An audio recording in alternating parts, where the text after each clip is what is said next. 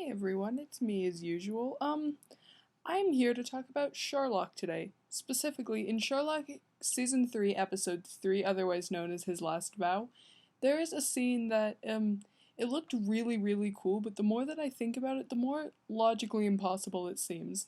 Yeah, I'm talking about the scene where Sherlock escaped the hospital.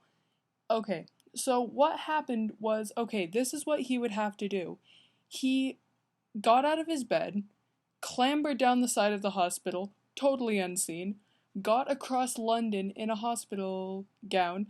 Again, nobody noticed. And he had to be walking because like a cab sees a guy walking around in a hospital gown and they're gonna think that something is suspicious. So he had to be walking with heavy internal injuries and probably drugs in his system. How did he do it? I don't know. They're not gonna tell us. After crossing London, he had to break into Baker Street. Again, totally unseen because you know that Mrs. Hudson would have called the fucking cops. Okay? She cares about him. She would have noticed. So inside Baker Street, he took the time, moved John's chair, planted the perfume. I'm not even going to go into where the hell he got that perfume. But really, where did he get it? Like, why was that at his house? Why do you have Claire de Lune perfume, Sherlock? Is there something that you're not telling us? But okay, so he moved the chair and the perfume. Okay, and then he would have had to contact his homeless network, however he'd do that. So that's more time. And then he's going back to the fake house, and all of this would have had to take place within like a half an hour, tops. Getting across London, moving all this crap, making his contacts, breaking in, breaking back out, breaking into another building, and making sure that Mary was in the right place. How did he do it? He did not have time to do that, especially with his heavy internal injuries. Because he had, again, like, he had maybe a half an hour before the hospital noticed he was missing and sent out a manhunt for him. Yeah, they do that if a patient escapes.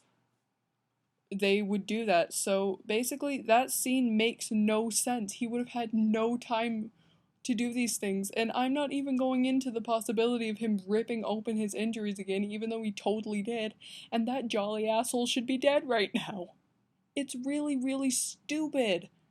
This scene, it was cool on the episode, but the more I think about it, the stupider it seems. Why?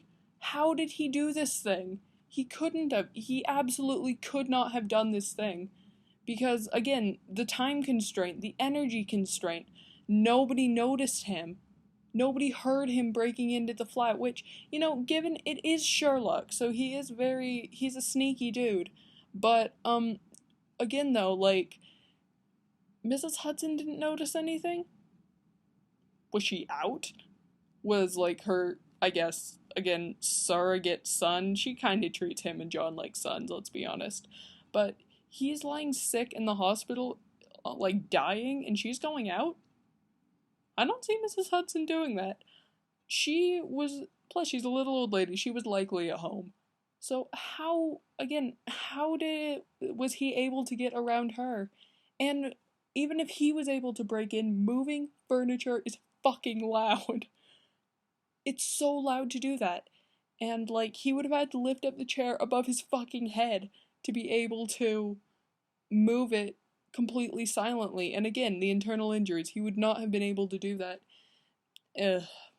Anyway, sorry, this is kind of a long total rant, but it pisses me off because it's like in a show that's supposed to be so rooted deep in Sherlock's logic, this scene makes no sense. It couldn't have happened.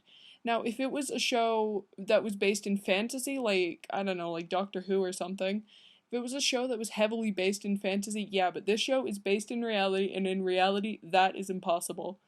Thank you, Devil's Dandy signing out.